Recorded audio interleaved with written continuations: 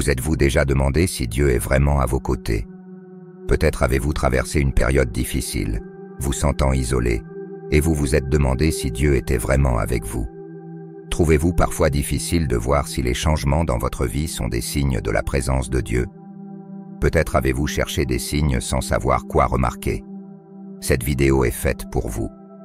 Aujourd'hui, nous allons explorer 5 indicateurs clés qui révèlent lorsque vous faites l'expérience de la présence de Dieu.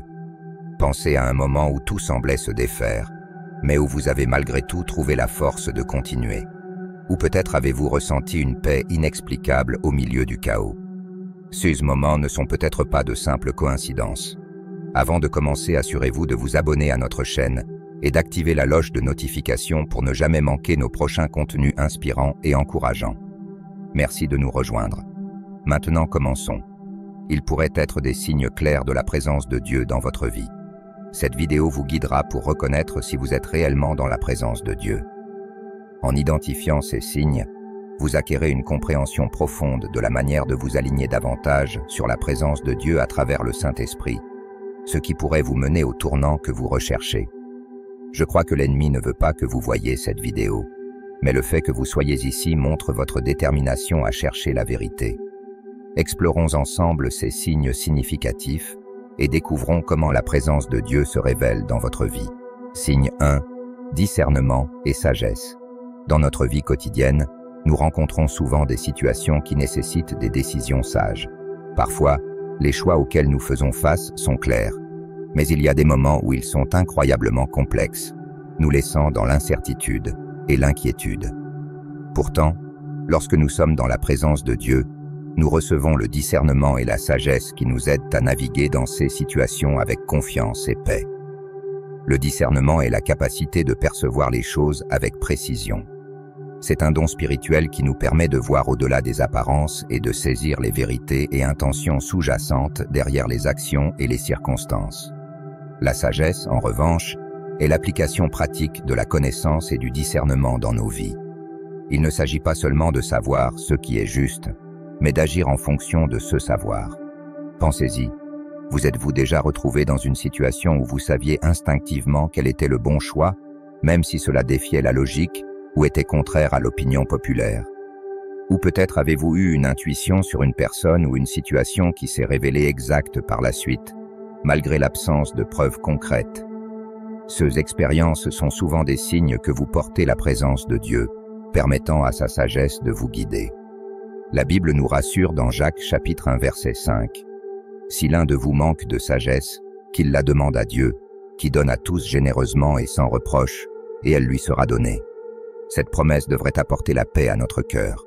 Dieu est toujours prêt à nous fournir la sagesse dont nous avons besoin, et sa sagesse est parfaite et pure, nous guidant pour faire des choix justes.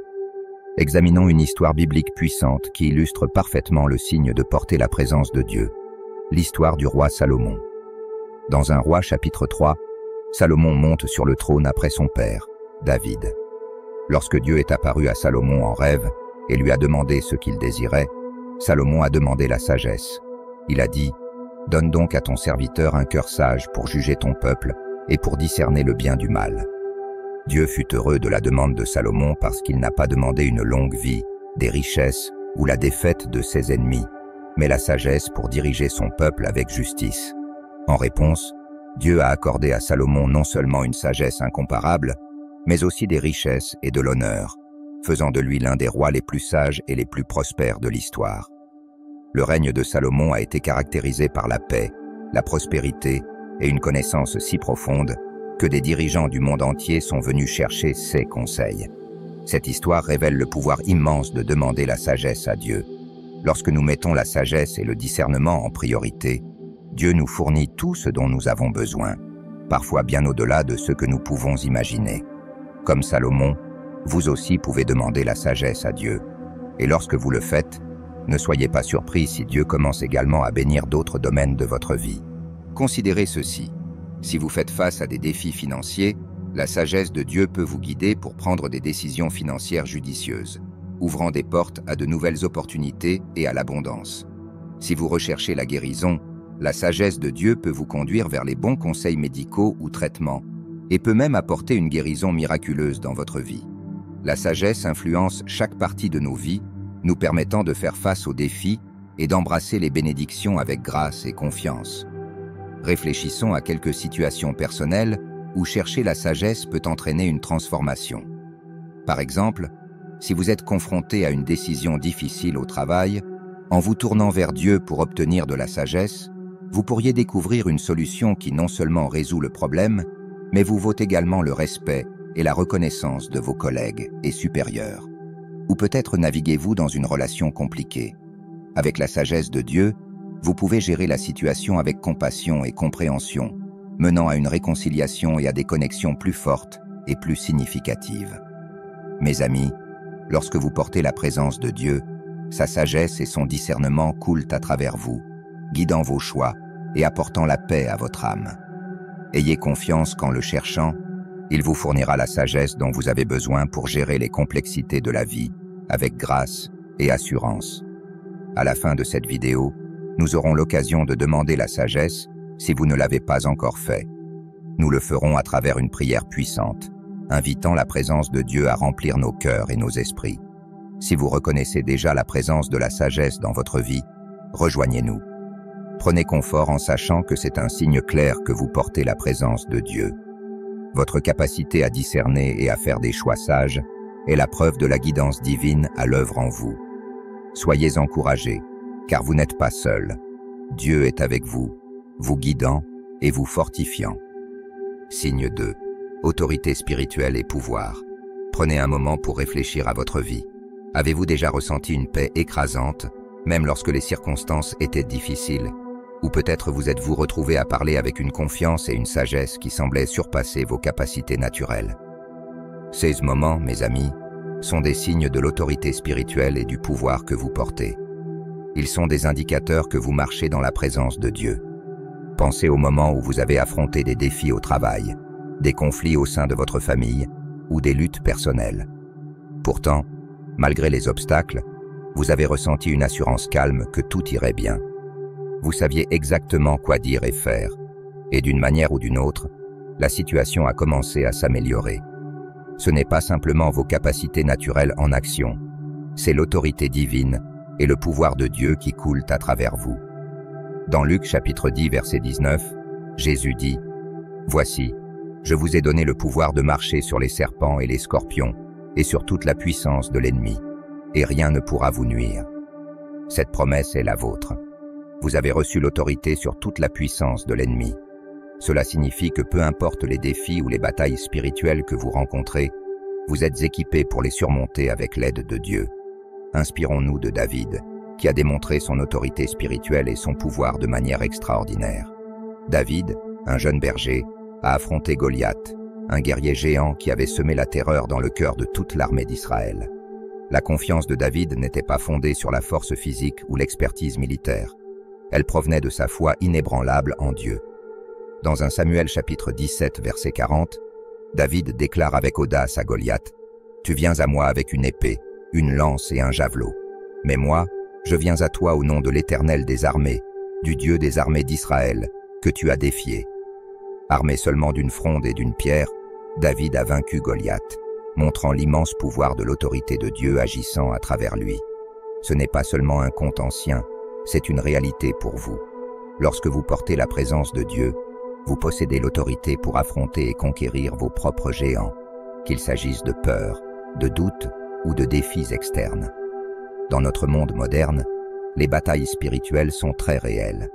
Comme nous le rappelle Éphésiens chapitre 6 verset 12, « Car nous n'avons pas à lutter contre la chair et le sang, mais contre les principautés, contre les pouvoirs, contre les souverains de ce monde de ténèbres, contre les esprits méchants dans les lieux célestes. » Ces batailles peuvent se présenter sous forme d'anxiété, de peur ou de tentation, mais souvenez-vous, vous avez le pouvoir de les surmonter. Considérez ceci, lorsque vous vous immergez dans la parole de Dieu, comme vous le faites en regardant cette vidéo, vous vous équipez d'autorité spirituelle et de pouvoir. Satan et ses forces peuvent tenter de semer la peur, le doute et la confusion dans votre vie. Mais c'est là que votre autorité spirituelle devient cruciale. Vous pouvez rester ferme et déclarer avec l'autorité qui vous a été accordée par Dieu que ces forces n'ont pas leur place dans votre vie. Vous pouvez ordonner à l'anxiété de partir, instruire la peur de fuir et chasser le doute au nom de Jésus. Vous avez le pouvoir de créer une atmosphère de paix, d'amour et de foi partout où vous allez.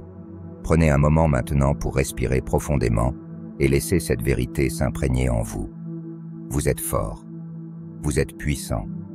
L'Esprit de Dieu vit en vous, et avec lui, vous portez une autorité divine. Lorsque vous vous sentez faible ou incertain, souvenez-vous de l'autorité qui vous a été donnée.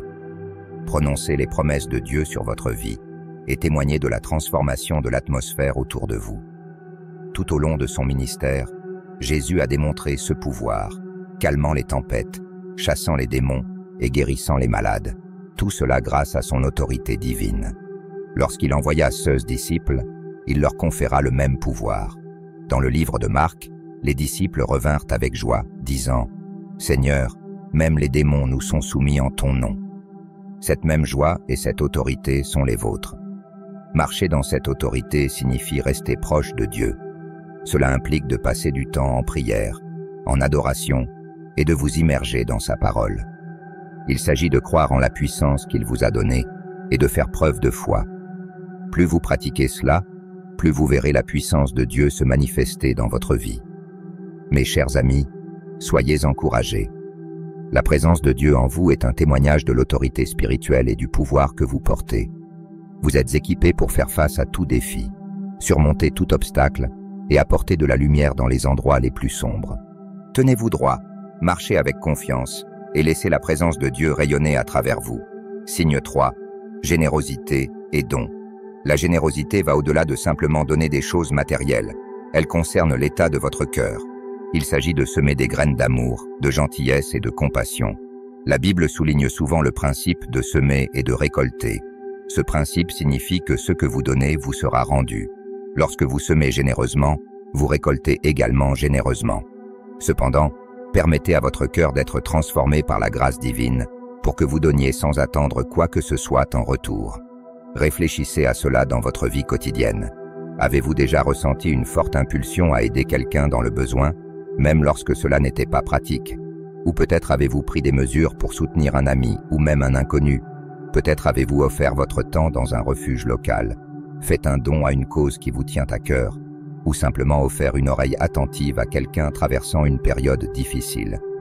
Ces actions, mes amis, sont un reflet du cœur de Dieu en vous. Lorsque vous donnez avec un cœur joyeux, vous reflétez la nature de Dieu. Dans 2 Corinthiens chapitre 9, versets 7 et 8, nous sommes rappelés que chacun donne comme il l'a résolu dans son cœur, sans tristesse ni contrainte, car Dieu aime celui qui donne avec joie. Et Dieu peut faire abondamment surabonder toutes les grâces, afin qu'en toute chose, à tout instant, vous ayez en abondance pour toute bonne œuvre. Ce verset souligne magnifiquement que notre don doit provenir d'un lieu de joie et de volonté, plutôt que d'un sentiment d'obligation.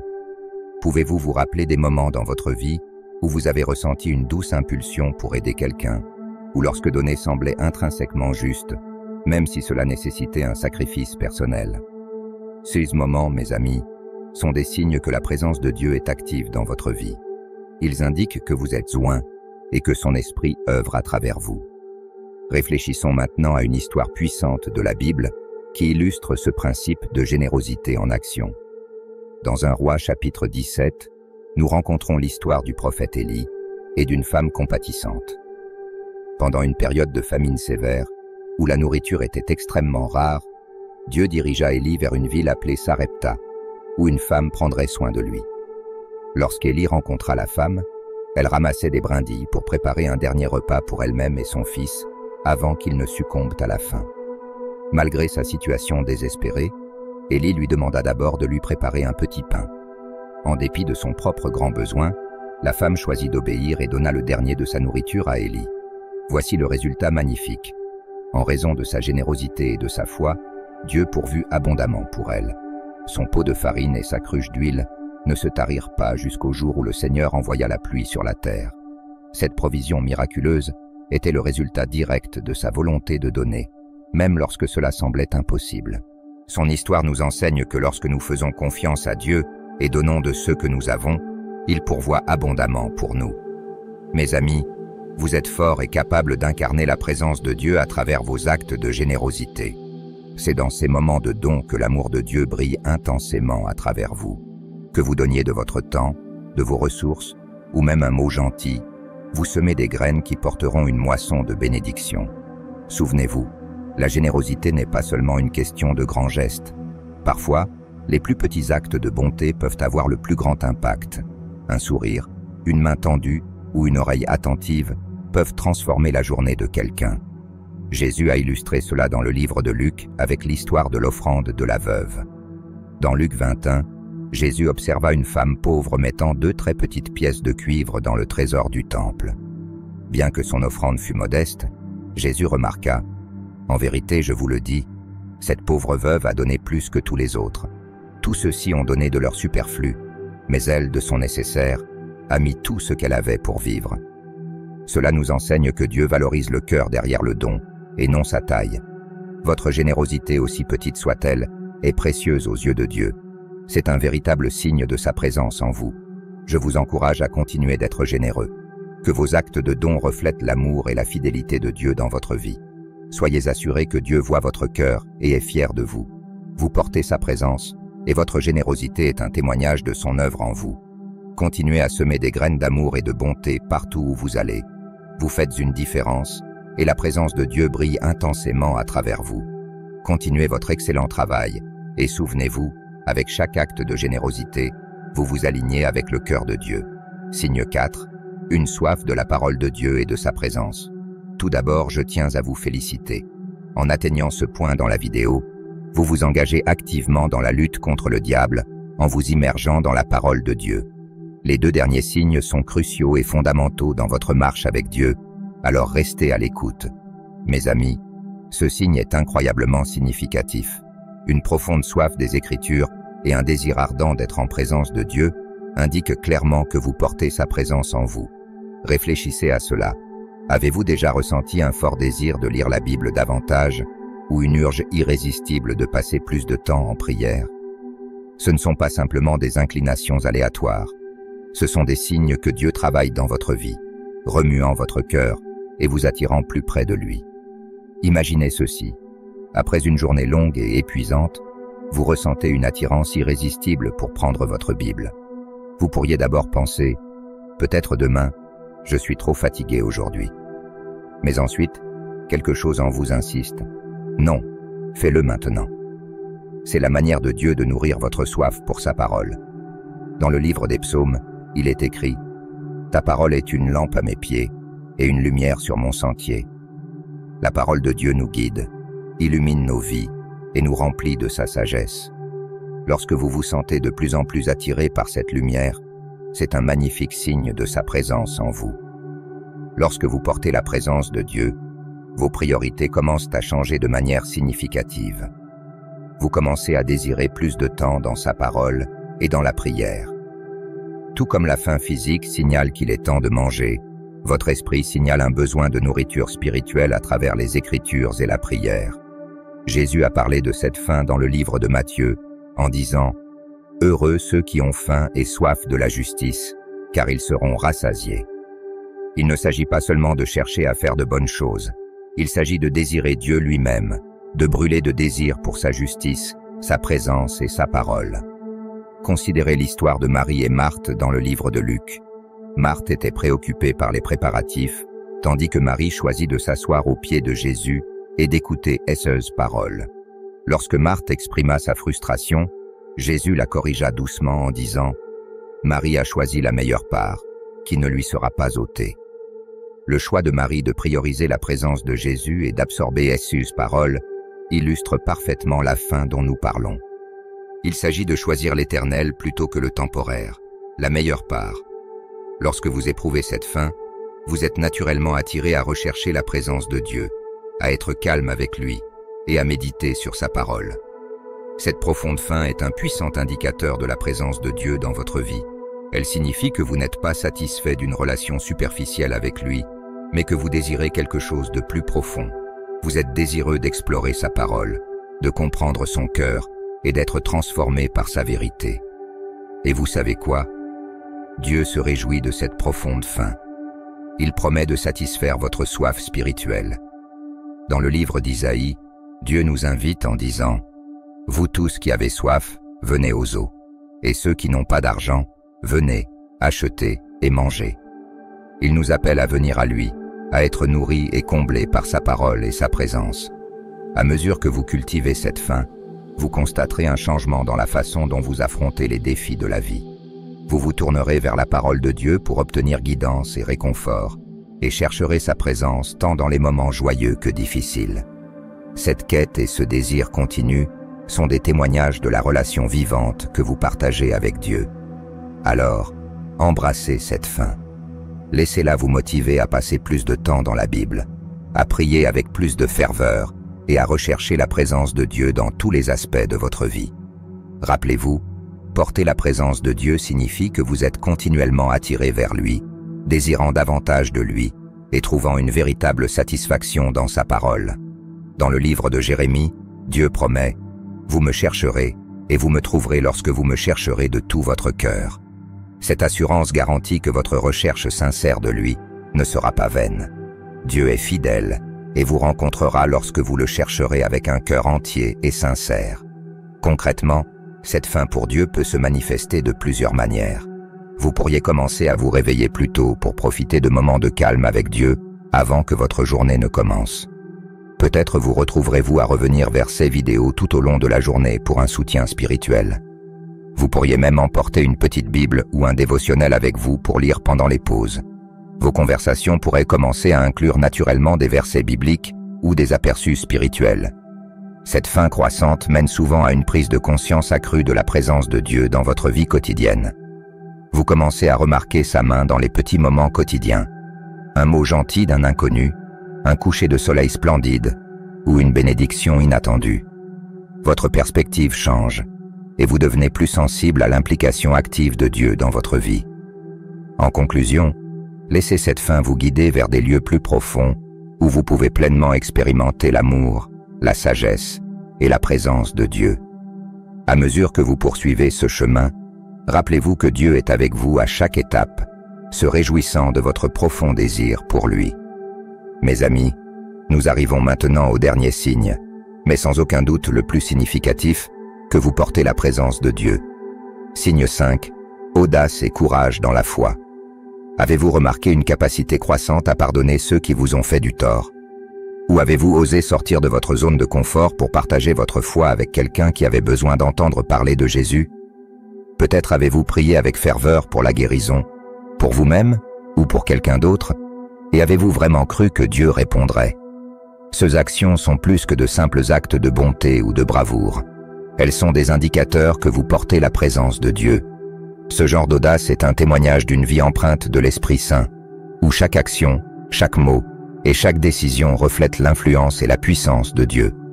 Vivre avec audace dans la foi signifie rester ferme et inébranlable, quelle que soit la situation. Le chemin de la foi peut être difficile et accablant par moments, avec des obstacles qui semblent insurmontables. Pourtant, c'est précisément dans ces moments que l'audace et le courage donnés par l'Esprit Saint deviennent les plus évidents. Considérons les histoires de foi dans la Bible. Elles sont pleines d'individus qui ont montré un courage et une audace remarquables. Dans Actes chapitre 4 verset 31, nous découvrons que les premiers chrétiens, après une période de prière, ont été remplis du Saint-Esprit et ont commencé à annoncer la parole de Dieu avec une grande audace. Ce passage souligne que cette audace et ce courage ne sont pas le fruit de nos propres efforts, mais des dons du Saint-Esprit. Ils sont le résultat de la présence de Dieu en nous. Décomposons cela. L'audace dans la foi peut signifier avoir le courage de sortir de votre zone de confort, laissant derrière vous des environnements qui freinent votre croissance spirituelle. Cela pourrait être la force de pardonner et de prier pour ceux qui vous ont fait du tort, incarnant l'enseignement de Jésus dans le livre de Matthieu d'aimer vos ennemis. Prier pour la guérison, que ce soit pour vous-même ou pour les autres, nécessite une forme particulière d'audace, celle qui croit de tout cœur que Dieu est capable de faire bien au-delà de ce que nous pouvons demander ou imaginer, comme Paul l'écrit dans Éphésiens. Considérons l'histoire de Gédéon dans le livre des Juges. Gédéon, un homme ordinaire rempli de doutes et de peur, a été appelé par Dieu à diriger une petite armée contre un ennemi puissant. Malgré ses insécurités, Gédéon a choisi de se lancer dans la foi, s'appuyant non sur sa propre force, mais sur la puissance et la présence de Dieu. Sa foi a conduit à une victoire miraculeuse contre des odds écrasants. Cette histoire illustre comment la présence de Dieu peut fournir le courage nécessaire pour affronter et surmonter les défis les plus redoutables. Mes amis, je veux vous encourager aujourd'hui. Vous êtes plus forts que vous ne le pensez. Vous portez la présence de Dieu, et avec cela vient un courage extraordinaire. Peut-être ressentez-vous que Dieu vous appelle à diriger un ministère, ou que vous avez le sentiment de devoir partager votre foi avec quelqu'un qui ne connaît pas Jésus. Il faut du courage pour suivre ces appels, mais souvenez-vous, vous n'êtes pas seul. L'Esprit de Dieu est en vous, vous donnant le courage d'agir. Si vous vous trouvez dans une période d'attente, où tout semble incertain, faire confiance au timing de Dieu demande une foi audacieuse. Il s'agit de croire que Dieu travaille toutes choses pour votre bien et de vous accrocher à esseuses promesses, même lorsque le chemin à suivre est flou. Un autre aspect de l'audace est d'avoir le courage de donner, même en temps de rareté. Dans le livre de Luc, Jésus parle de la foi comme un grain de moutarde, en disant qu'avec une telle foi, vous pouvez déplacer des montagnes. Ce genre d'audace reflète une profonde confiance en la provision et les soins de Dieu. Rappelez-vous, l'audace et le courage dans la foi ne consistent pas à ne jamais ressentir de peur. Il s'agit d'avancer malgré la peur, en faisant confiance à Dieu qui est avec vous à chaque étape. Comme le dit Josué 1:9, ne t'ai-je pas donné cet ordre? Sois fort et courageux, ne sois pas effrayé, ne sois pas découragé, car l'Éternel ton Dieu sera avec toi partout où tu iras. Alors mes amis, en portant la présence de Dieu, laissez-la se manifester dans votre audace et votre courage. Avancez avec foi, en sachant que la puissance et la présence de Dieu sont avec vous, vous permettant de surmonter chaque obstacle et de remplir votre but divin. Tenez fermement à votre foi, en sachant que le même esprit qui a donné de la puissance aux premiers chrétiens est à l'œuvre en vous. Faites confiance au timing de Dieu, avancez avec foi et observez comment il vous utilise pour accomplir de grandes choses pour son royaume. Embrassez cette audace, mes amis, et continuez à marcher avec confiance dans votre foi, en sachant que Dieu est toujours avec vous. Nous avons exploré les signes de la présence de Dieu en nous. Avant de partir, réunissons-nous en prière. Cette prière est puissante et pourrait transformer des vies. Pendant que nous prions, prenez une profonde respiration et ouvrez votre cœur à la présence de Dieu.